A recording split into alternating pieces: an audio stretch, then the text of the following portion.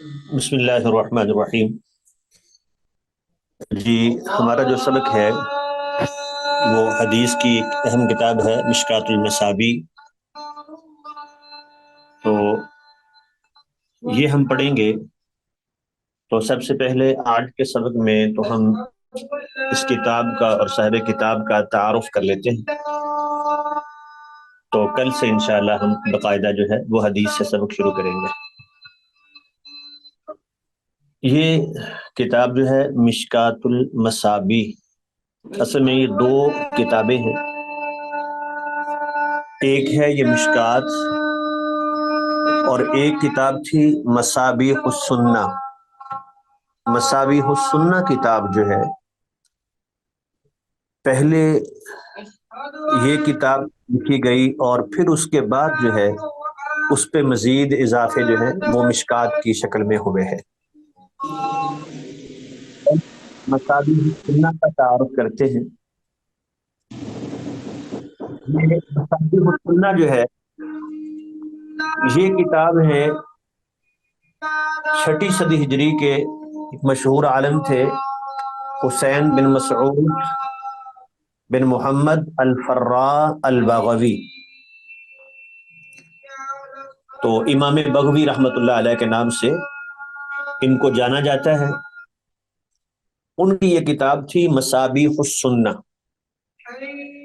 تو امام بغوی رحمۃ اللہ علیہ کو محیی السنہ بھی کہا جاتا ہے، سنت کو زندہ کرنے والے۔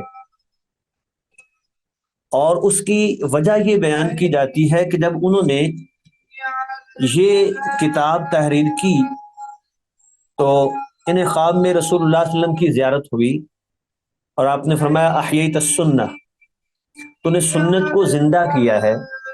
تو اسی مناسبت سے ان کو محیی السنہ جو ہے وہ کہا جانے لگا۔ امام بغوی رحمۃ اللہ علیہ یہ 433 یا 35 ہجری میں ان کی پیدائش ہے، اور امام بغوی رحمۃ اللہ علیہ جو ہیں وہ فقہ مالکی کے جو ہے وہ فقہ شافی کے ایک عالم شمار ہوتے ہیں۔ بہت سارے شیوخ اساتذہ سے انہوں نے جو ہے وہ کسب فیض کیا اور خود پھر ایک بڑے مقام پہ فائز ہوئے۔ امام سیوطی رحمۃ اللہ علیہ فرماتے ہیں کہ امام بغوی رحمۃ اللہ علیہ تفسیر، حدیث اور فقہ کے امام تھے۔ تو ان کی جو دیگر کتابیں ہیں ان میں ایک تو یہی مصابیح السنہ، الجمع بین الصحیحین، التہذیب فی الفقہ، معجم الشیوخ، شرح السنہ، معالم التنزیل اور الکفایہ وغیرہ، یہ ان کی مزید کتابیں۔ تو یہ تو مختصر تعارف ہو گیا مؤلف کا، یعنی امام بغوی رحمۃ اللہ علیہ کا۔ اب ان کی جو کتاب ہے جو مصابیح السنہ کے نام سے معروف تھی، تو بلکہ اس کے اور بھی کئی نام جو ہے وہ لیے جاتے ہیں، جیسے مصابیح الدجا بھی اس کو کہا گیا، المصابیح فی الحدیث بھی کہا گیا، المصابیح فی الصحاح والحسان بھی کہا گیا، المصابیح السنن بھی کہا گیا، اور صرف المصابیح کا نام بھی دیا گیا۔ کئی نام جو ہے اس کتاب کے ہیں، لیکن جو معروف نام ہے وہ ہے مصابیح السنہ۔ تو مصابیح السنہ جو کتاب ہے، یہ بنیادی طور پہ اس میں 2 فصلیں امام صاحب نے مرتب کی تھیں۔ پہلی فصل کا نام رکھا تھا الصحاح، یعنی جس میں صرف بخاری اور مسلم کی روایات ہیں، اور دوسری کا نام رکھا تھا حسان، جس میں بخاری مسلم کے علاوہ دیگر کتابوں کی روایات موجود تھیں۔ اور ساتھ ساتھ امام بغوی رحمۃ اللہ علیہ نے یہ کیا تھا کہ اسناد کو حذف کر دیا تھا، اسناد ذکر نہیں کی تھی، حتیٰ کہ صحابی کا نام بھی ذکر نہیں کیا۔ مثال کے طور پہ روایت انما الاعمال بالنیات قال النبی صلی اللہ علیہ وسلم انما الاعمال بالنیات، اب یہ کون صحابی بیان، یہ کس کتاب میں یہ حدیث ہے؟ یہ امام بغوی رحمۃ اللہ علیہ نے کچھ بیان نہیں کیا تھا۔ تو اس طرح اگر وہ حدیث ضعیف تھی، غریب تھی، تو اس کی نشاندہی کر دی، لیکن بعض جگہ پر موضوع اور منکر روایات، ضعیف روایات تھی، ان کا نہیں بتایا تھا۔ اسی طرح مصابیح السنہ میں اقوال اور اقوال تابعین جو ہیں وہ ذکر نہیں کیے تھے، اکثر و بیشتر جو ہے صرف مرفوع احادیث جو ہیں وہ اس کتاب کا حصہ تھی۔ تو یہ مصابیح السنہ کا مختصر تعارف ہے کہ اس میں دو فصلیں تھیں، پہلی کا نام صحاح تھا، دوسری کا نام حسان تھا۔ دوسری بات یہ ہے کہ اسناد حذف تھیں، حتیٰ کہ صحابی کا نام بھی ذکر نہیں کیا تھا، اور پھر آخر میں یہ روایت کس کتاب سے لی گئی ہے وہ حوالہ بھی درج نہیں تھا۔ اور تیسری بات یہ ہے کہ اگر کہیں ضعیف اور غریب احادیث تھیں تو ان کی نشاندہی کی، لیکن بعض جگہ پر موضوع اور منکر روایات کا بھی نہیں بتایا۔ اور پانچویں بات یہ ہے کہ اقوال صحابہ اور اقوال تابعین جو ہیں وہ مصابیح السنہ کا حصہ نہیں تھے۔ یہ پانچ خاص چیزیں ہیں مصابیح السنہ کے حوالے سے۔ تو اس کتاب پر جو سب سے بڑا اعتراض تھا معترضین کی طرف سے وہ یہی تھا، مشکل الفاظ لگے نا اردو کے تو سائڈ میں لکھتی جائے نا، پھر مجھ سے تو مشکل مانی جی مائک اگر بند رکھیں تو تاکہ کلاس چل سکے، اگر کوئی مسئلہ ہو تو آخر میں سوال کر لیجئے گا۔ 9 بجے سمی پاؤں جی تو اس کتاب پر جو سب سے بڑا اعتراض تھا معترضین کی طرف سے وہ یہی تھا کہ اس میں حوالہ جات ہی نہیں ہے، تو ہم کیسے تلاش کریں کہ یہ حدیث کہاں سے لی گئی ہے؟ ہم دیکھنا چاہتے ہیں کہ حدیث کیسی ہے، صحیح ہے، ضعیف ہے۔ تو اس میں یہ بہت بڑا ایک جو ہے وہ ہے، یہ ایک کمی ہے کہ اس میں حوالہ جات نقل نہیں کیے گئے، اور قانون مساوی شکل میں اصل میں اسی اعتراض کا ہی جو ہے وہ جواب دیا گیا ہے۔ پھر دوسری بات یہ ہے کہ امام صاحب نے یہ اپنا ایک خاص اسلوب رکھا، یہ جو صحاح کا نام ہے، حالانکہ ویسے تو علماء کے ہاں ایک روایت جو ہے نسائی میں ہے وہ بھی صحیح ہو سکتی ہے، ایک روایت ترمذی میں ہے تو وہ بھی صحیح ہو سکتی ہے، لیکن ان کی یہ خاص اصطلاح تھی امام بغوی رحمت اللہ علیہ کی کہ انہوں نے صحاح کا نام دیا ہے صرف بخاری مسلم کی روایات کو۔ مزید یہ امام بغوی رحمت اللہ علیہ پہلی فصل میں جس کو صحاح کا نام دیا ہے اس میں وہ روایات لے کے آئیں جس کو بخاری مسلم دونوں نے یا ان میں سے کسی ایک نے بیان کیا ہو، نہیں لگ رہا، اور اسے بیان کرنے والا صحابی بھی مشہور ہو، اور اس کے بعد صحابی سے بیان کرنے والے تابعین بھی مشہور ہوں، اور پھر آگے اس کو بیان کرنے والے حفاظ ہوں۔ تو یہ تھی صحاح پہلی، اس میں امام صاحب نے جو ہے وہ صرف بخاری کی روایات کو نقل کیا ہے۔ دوسری فصل تھی احسان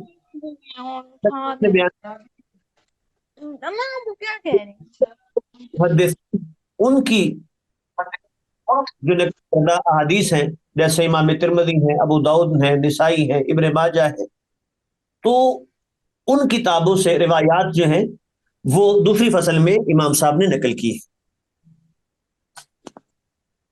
تو یہ تو ہو گیا مصابیح السنہ. ہم نے بتایا تھا کہ مشکات المصابیح جو کتاب کو ہم نے پڑھنا ہے، حدیث کی یہ کتاب، وہ دو کتابوں کا مجموعہ ہے. ایک تھی پہلے کتاب مصابیح السنہ،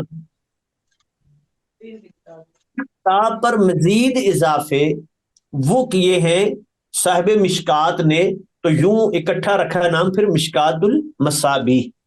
اس پہ ہم آگے بڑھیں گے.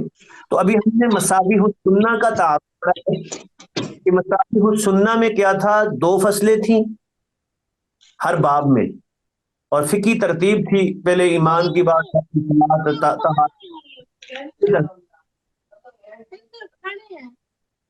اور یہ مائک بند کر دے، دوسرے جو بھی ہے مائک بند کر دے.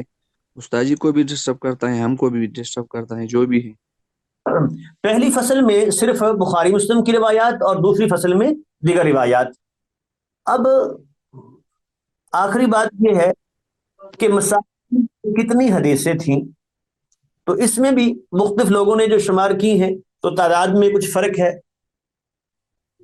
شاہ عبدالعزیز محدث دہلوی رحمۃ اللہ علیہ کہتے ہیں کہ تعداد جو ہے وہ 4484 ہے. ٹھیک ہے، یہ ٹوٹل تعداد بتاتے ہیں، اور بعض نے جو ہے وہ اس سے زیادہ ذکر کی ہے. تو پھر اس کے بعد دوسرے ہیں یہ صاحب مشکات،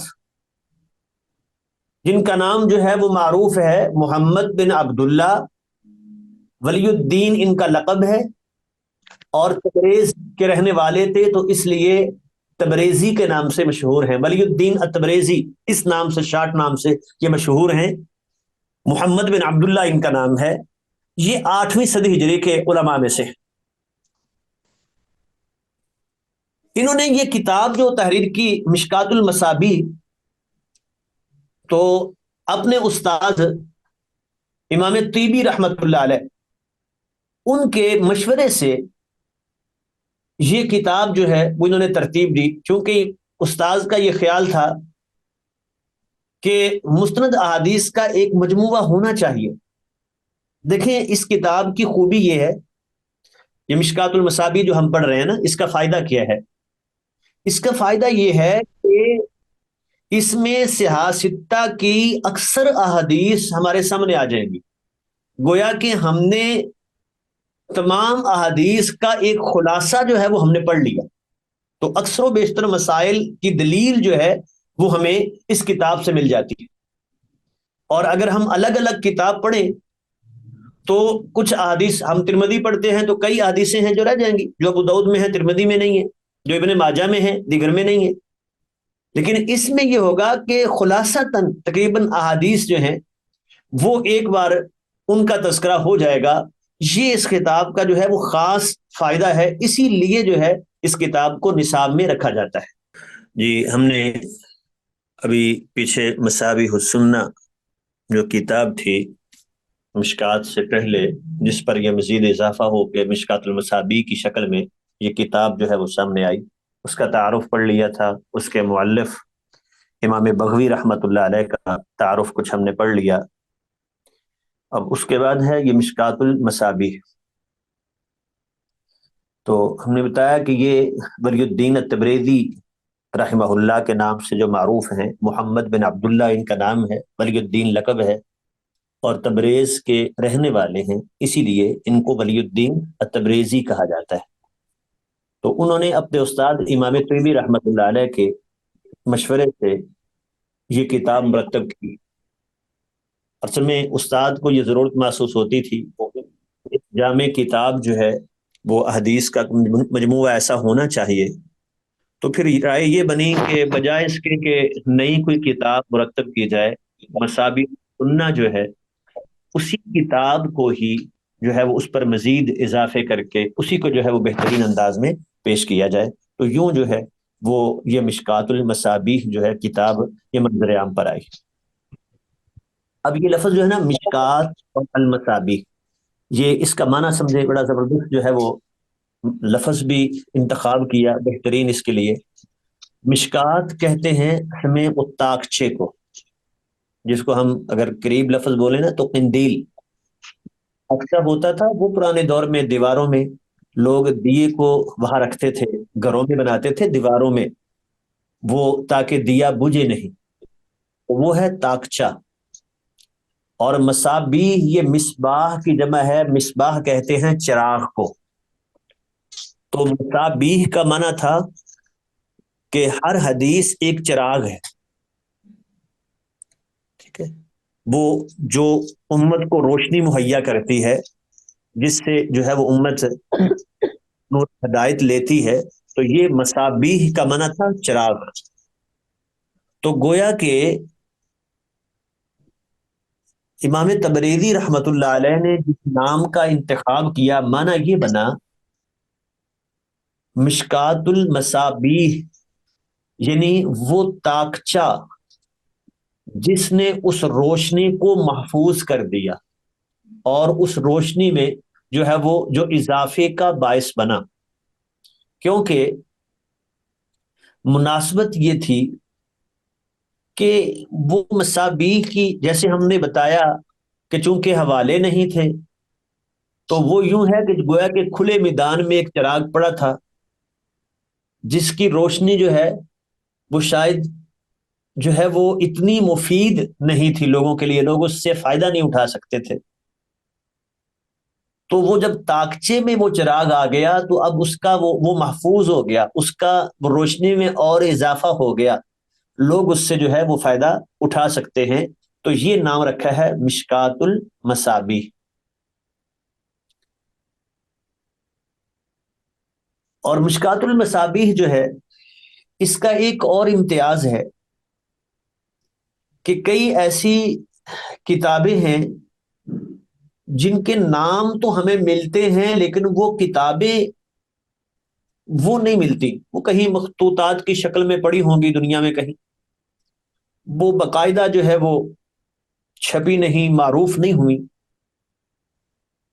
تو ان کتابوں کا جو ہے نا وہ ذخیرہ احادیث وہ بھی ہمیں مشکات میں مل جاتا ہے۔ مثال کے طور پہ کئی جگہوں پر مشکات المصابیح میں ایک حوالہ آتا ہے مفرد رزین، امام رزین رحمت اللہ علیہ کی ایک کتاب ہے۔ اب وہ کتاب کہیں موجود نہیں ہے، چھپی ہوئی نہیں ہے، کہیں مخطوطات کی شکل میں، مخطوطے کی شکل میں ہو تو ہوگی کسی دنیا میں کسی لائبریری میں۔ تو مشکات المصابیح میں وہ اس کی کئی احادیث جو ہے وہ ذکر کی گئی ہیں، تو گویا کہ اگر اس کی تحقیق کرنا ہو تو آج اس کے لیے یہ بہترین ماخذ ہوگا مشکات المصابیح۔ اب اگلی بات یہ ہے کہ مصابیح السنہ پر مزید کیا کیا کام کیے ہیں امام تبریزی رحمت اللہ علیہ نے۔ ہم نے یہ بیان کر دیا کہ مصابیح السنہ 2 فصلوں پر مشتمل تھی، تو تبریزی رحمت اللہ علیہ نے یہ کیا کہ اس میں تیسری فصل کا اضافہ کیا۔ ایک کام تو یہ کیا ہے کہ مصابیح میں 2 فصلیں تھیں، مشکات المصابیح میں 3 فصلیں ہیں ہر باب میں، تو 1 فصل کا اضافہ کیا ہے۔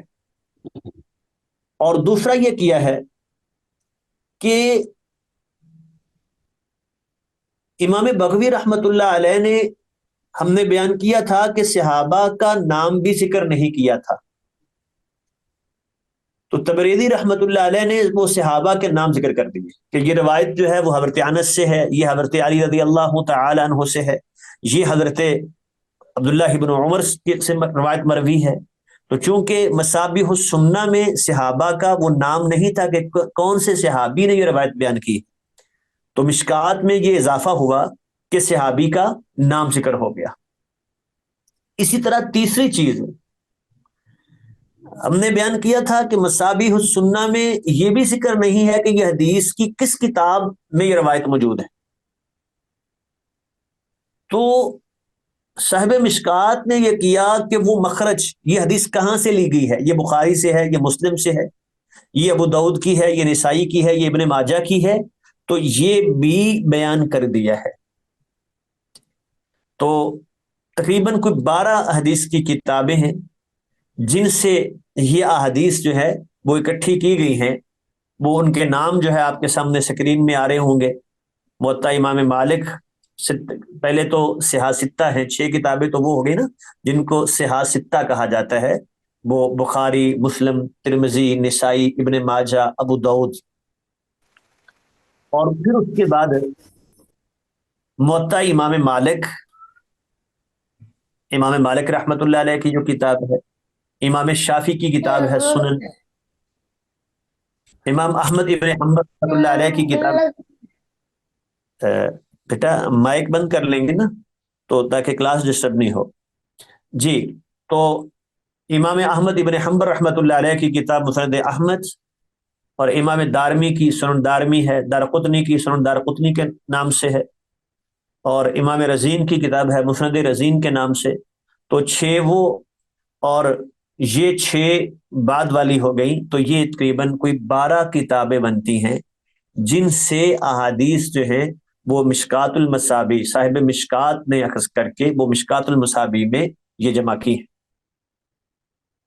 اور ساتھ یہ کام کیا ہے کہ جہاں کوئی حدیث ضعیف تھی تو ساتھ اس کا بھی ذکر کر دیا، ٹھیک، اور اس کی وجہ بھی بیان کر دی کہ یہ کیوں ضعیف ہے۔ تو جہاں امام بغوی رحمۃ اللہ علیہ نے اتنا تو بیان کر دیا تھا کہ حدیث ضعیف ہے، لیکن بتایا نہیں تھا کیوں ہے، تو انہوں نے ساتھ وہ اضافہ بھی کر دیا، اگرچہ تمام احادیث پہ یہ بیان نہیں کیا، لیکن جہاں امام بغوی رحمۃ اللہ علیہ نے حدیث کو ضعیف لکھا تھا تو انہوں نے ساتھ اضافہ کر دیا کہ اس کا سبب بیان کر دیا۔ اور چوتھی بات یہ ہے، ہم نے مصابیح السنہ کے حوالے سے پڑھا تھا کہ اس میں اقوال صحابہ اور اقوال تابعین بالکل نہیں، جبکہ مشکات میں ان کا بھی اضافہ کر دیا۔ تو یہ 4 سے 5 اضافے تھے، ایک ہم نے بتا دیا ایک فصل کا اضافہ کیا، مصابیح السنہ 2 فصلوں پر مشتمل تھی، اور مشکات المصابیح 3 فصل، ہر باب پر مشتمل۔ اور اسی طرح پھر صحابی کا نام ہے، حدیث کا مخرج، حدیث کہاں سے لی گئی ہے، Boneless 5 kg 828 pound کا۔ اور جہاں یہ مائک بار بار کھل جاتے ہیں لوگ، بھائی مائک بند کر کے۔ جی، اس کے بعد یہ ہے کہ اقوال صحابہ اقوال تابعین کا اضافہ کیا، ٹھیک ہے، اور جہاں امام صاحب نے وہ حدیث کو ضعیف لکھا تھا تو اس کی وجہ بھی بیان کر دی۔ تو اب یہ کتاب جو اس سارے ان سب اضافوں کے بعد جو ہے سامنے آئی ہے، تو اس کے بعد اس کتاب کی جو ہے نا وہ ٹوٹل تعداد وہ 29 اس میں کتابیں ہیں۔ کتاب الایمان، کتاب الصلاۃ، کتاب الطہارہ، کتاب الزکوٰۃ، اس طرح جو مین ٹاپک ہوتا ہے نا ایک مسئلے سے متعلق، اس کو کہتے ہیں کتاب، اور جو اس سے متعلق اسی مسئلے سے متعلق مختلف پہلو ہوتے ہیں اس کو باب سے بیان کیا جاتا ہے۔ کتاب الصلاۃ ہے نا، تو کتاب الصلاۃ میں مثال کے طور پر رفع الیدین ایک مسئلہ ہے، یہ ایک باب ہوگا۔ یہ رکوع ایک الگ مسئلہ ہے، اس پہ ایک باب ہو جائے گا۔ تو اس طرح کتاب ہوتا ہے وہ مجموعی جس میں ایک جو ہے وہ مسئلہ جو ہے کلی طور پہ اس کے جتنے پہلو ہیں اس میں بیان ہوتے ہیں۔ جیسے زکوٰۃ ہے، یہ ایک کتاب ہے۔ اب زکوٰۃ میں پھر کئی پہلو ہیں، کئی اس کے مسائل ہیں، تو ہر ایک الگ پہلو جو ہے اس کو ایک باب بنا دیا گیا۔ تو اس طرح 29 کتابیں ہیں، اور 327 جو ہیں اس میں ابواب ہیں، اور چونکہ ہر باب میں 3 فصلیں ہیں، سوائے چند جگہوں کے، چند جگہ ایسی ہیں کہ جہاں 3 نہیں ہیں، وہاں 2 ہی فصلیں ہیں، اور وہ بتا دیتے ہیں امام صاحب کے ہذا الباب خال عن فصل الثانی، یہاں دوسری فصل سے تیسری فصل سے یہ باب خالی ہے، اس میں یہ موجود نہیں ہے۔ تو اس لحاظ سے فصول کی تعداد جو ہے وہ 1038 بنتی ہے۔ تو باقی جہاں تک احادیث کا مسئلہ ہے کتنی حدیثیں ہیں، تو وہ بعض نے 6,000 سے کچھ زائد بیان کی ہیں، جیسے 6,230 بھی بیان کی گئی اور 5,945 بھی بیان کی گئی. تو یہ کچھ 6,000 سے زائد گویا کہ احادیث جو ہیں اس کتاب میں موجود ہیں. تو ساتھ یہ کام کیا کہ بعض جگہوں پر امام بغوی رحمت اللہ علیہ سے غلطی ہوئی تھی. ایک حدیث جو ہے وہ بخاری مسلم میں تھی ہی نہیں، انہوں نے پہلی فصل میں ذکر کر دیا. ٹھیک ہے، تو اس کو امام صاحب نے جو ہے اس پہ متنبع کر دیا، اس کو اصل جگہ پہ رکھ دیا، ایک ساتھ یہ کام بھی کیا. اور اسی طرح اگر دوسری فصل میں کوئی روایت بخاری مسلم کی آ گئی، حالانکہ انہوں نے یہ کہا تھا کہ میں دوسری فصل میں جو روایتیں لے کے آؤں گا وہ بخاری مسلم کے علاوہ ہوں گی، تو اگر کہیں یہ غلطی ہوئی ہے تو اس کا بھی بتایا، اس کو بھی اپنی اصل جگہ پر رکھ دیا. تو یہ کام کیا ہے خطیب بغدادی رحمت اللہ علیہ نے.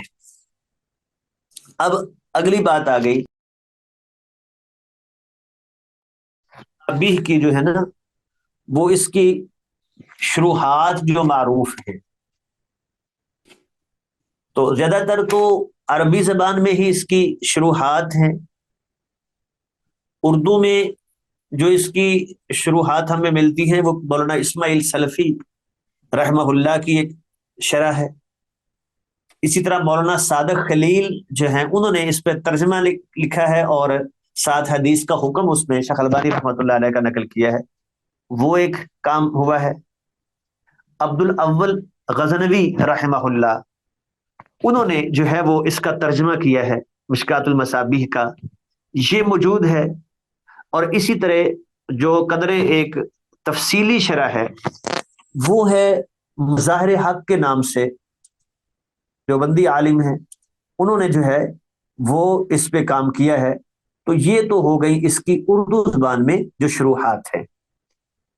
عربی میں جو اس کی معروف شرح ہے وہ ہے ایک تو مرعات المفاتیح، یہ عبید اللہ رحمانی مبارک پوری رحمہ اللہ کی کتاب ہے، ہندوستان کے عالم تھے، بہت عمدہ شرح ہے اور تفصیلی شرح ہے. اور اس کے بعد جو معروف ہے وہ ہے ملا علی قاری رحمت اللہ علیہ کی ایک شرح ہے مرقات کے نام سے. تو یہ 2 شرح ہیں عربی کی جو زیادہ معروف ہیں یہ مشکات المصابیح پر. تو یہ تو اس کا تعارف ہو گیا مختصر، مصابیح السنہ امام بغوی رحمت اللہ علیہ کا تعارف، اور مشکات المصابیح اور اس کے مؤلف جو ہیں وہ ولی الدین التبریزی رحمت اللہ علیہ، ان کا تعارف ہو گیا. اب یہ امام تبریزی رحمت اللہ علیہ کی وفات کب ہوئی ہے تو کہتے ہیں اس بارے میں کوئی حتمی تو معلومات نہیں مل سکی.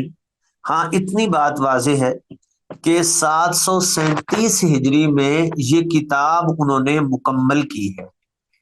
تو اتنی بات تو پکی ہو گئی کہ اس کے بعد یعنی 8ویں صدی ہجری میں 737 میں ان کی کتاب مکمل ہوئی ہے. اس کے بعد کب فوت ہوئے ہیں وہ بعض نے کہا ہے کہ 748 ہجری میں، لیکن اس بارے میں جو ہے وہ حتمی وہ تاریخ اس کا علم نہیں ہے. جی یہاں تک یہ تعارف ہو گیا ہے. اب ایک یہ بہن نے ہاتھ کھڑا کیا ہے، یا اور کوئی سوال ہو تو اس حوالے سے کر لیں، پھر ہم انشاءاللہ کتاب شروع کرتے ہیں. السلام علیکم سر. وعلیکم السلام. سر یہ جو آپ سارے نیم وغیرہ بتا رہے ہیں سارے ہمیں یاد کرنے ہیں یا یہ ویسے ہی جنرل؟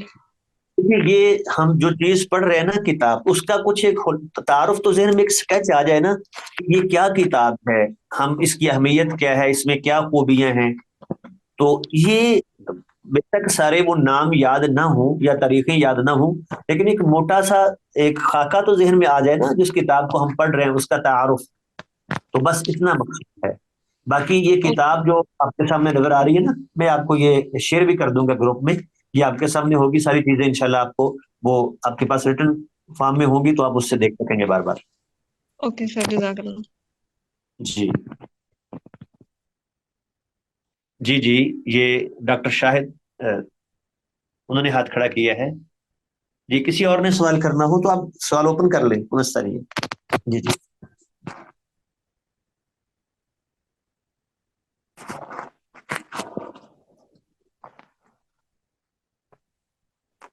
استاد جی یہ کتاب مشکات المصابیح ہے یا شرح ہے کوئی؟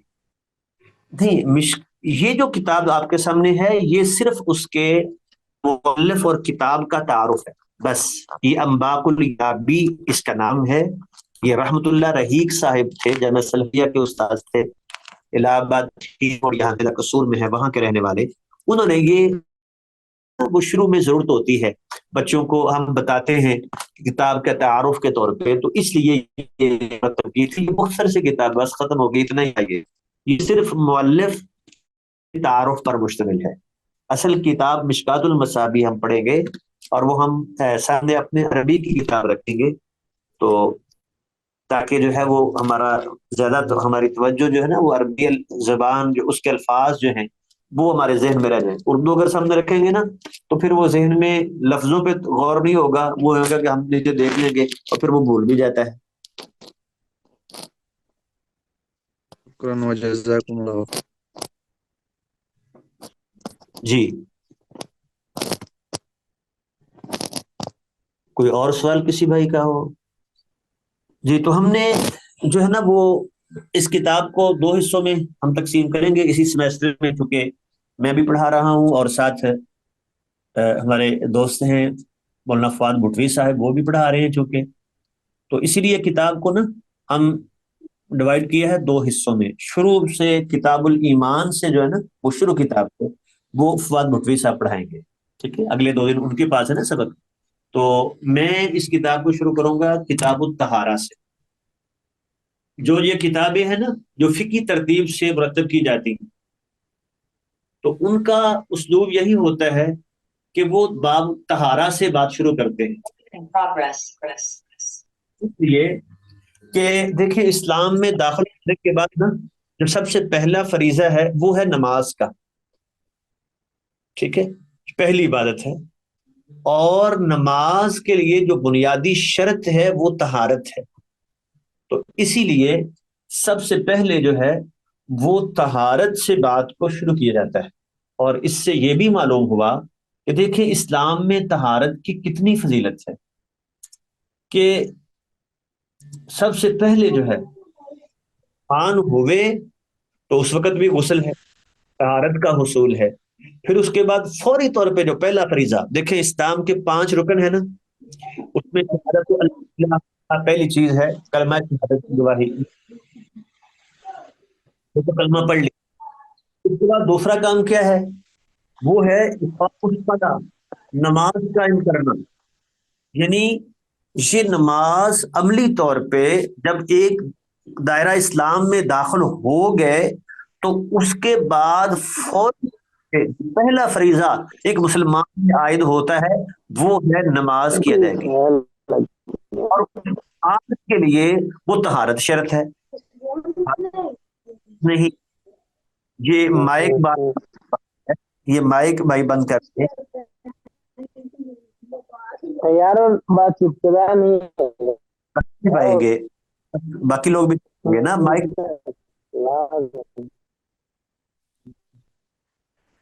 جی تو ہم بات کر رہے ہیں کہ دیکھیں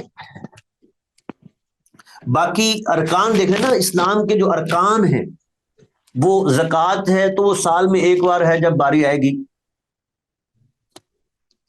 اسی کے بعد اسی طرح جو ہے وہ حج ہے، رمضان کے روزے ہیں، رمضان کے روزے ہیں تو وہ سال میں ایک بار آئیں گے. حج ہے تو وہ بھی زندگی میں ایک بار فرض ہے. ٹھیک ہے، تو وہ بھی سال کے مخصوص ایام میں انہیں میں کیا جا سکتا ہے. تو ایک نماز ایسا ہے جو دن میں 5 بار یہ فریضہ عائد ہوتا ہے، تو 5 بار جو ہے وہ طہارت مقصود ہے. اگر وہ طہارت حاصل نہیں ہے جو وضو کی شکل میں طہارت حاصل کی جاتی ہے تو دیکھیں آپ کی عبادت نماز نہیں ہوتی. تو یہ اہمیت ہے طہارت کی، اسی لیے جو ہے وہ آغاز وہ طہارت سے کیا جاتا ہے. تو اب یہ پہلی فصل ہم نے بتایا تھا کہ 3 فصلوں پر ہر باب مشتمل ہوتا ہے، یہ پہلی فصل، اور پہلی فصل میں ساری روایات صحیح بخاری اور صحیح مسلم کی ہوگی، الا یہ کہ کہیں بہت شاذ و نادر کہیں غلطی سے جو ہے وہ امام بغوی رحمت اللہ علیہ سے جو غلطی ہوئی ہے کہ انہوں نے دوسری حدیث نقل کر دی اور اس کو جو ہے وہ صاحب مشکات نے بتا دیا۔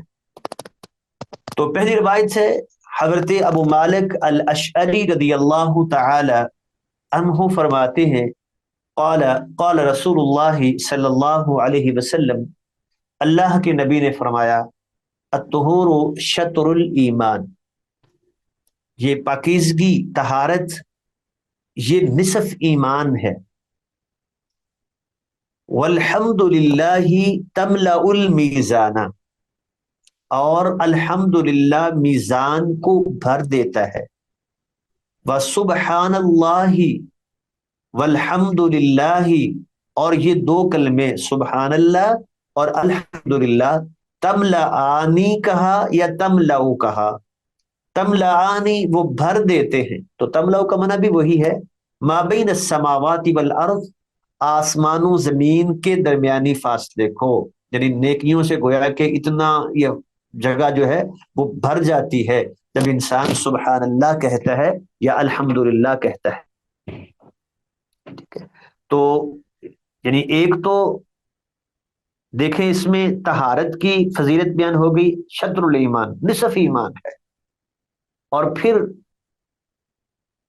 یہ کلمات الحمدللہ سبحان اللہ ان کی فضیلت، والصلاۃ نور، اور نماز نور ہے، روشنی ہے۔ ٹھیک ہے، وہ حدیث میں ہے کہ من حافظ علیہا، جو نماز کی حفاظت کرتا ہے، یہ نماز جو ہے کانت لہو نور، اس کے لیے نور ہوگی، وبرہانہ، اور دلیل ہوگی، ہے تو مسلمان ہے، نماز نہیں پڑھتا تو اس کے پاس مسلمان ہونے کی دلیل کوئی نہیں ہوگی۔ میں تو کہا کرتا ہوں کہ اللہ نے قیامت پر شناختی کارڈ چیک نہیں کرنے کہ شناختی کارڈ پہ مسلمان لکھا ہے کہ کافر لکھا ہوا ہے، عیسائی ہندو لکھا ہوا ہے، وہ اس کی وہاں تو جو علامت ہے مسلمان ہونے کی وہ نماز ہے۔ اسی لیے فرمایا وَمَن لَّمْ يُحَافِظْ عَلَيْهَا، جو نماز کی حفاظت نہیں کرتا اس کے پاس دلیل نہیں ہوگی کوئی کہ یہ مسلمان ہے، نور نہیں ہوگا اس کے پاس، نور ایمان۔ ٹھیک ہے، تو بلکہ اگلے لفظ یہ ہیں وَقَانَ مَعَ فِرْعَوْنَ وَقَارُونَ وَحَامَانَ وَأُبَيِّ بْنِ خَلْف، وہ جو بڑے بڑے کافر تھے ان کا ساتھی ہوگا، مسلمانوں کا ساتھی یہ نہیں ہوگا۔ تو یہ ہے الصلاۃ نور والصدقۃ برہان، اور صدقہ یہ دلیل ہے۔ ٹھیک ہے، انسان یہ اس کے دل میں ایمان ہے، اسی لیے تو دیکھیں اس نے انسان کے دل میں مال کی محبت ہوتی ہے، زین للناس حب الشہوات۔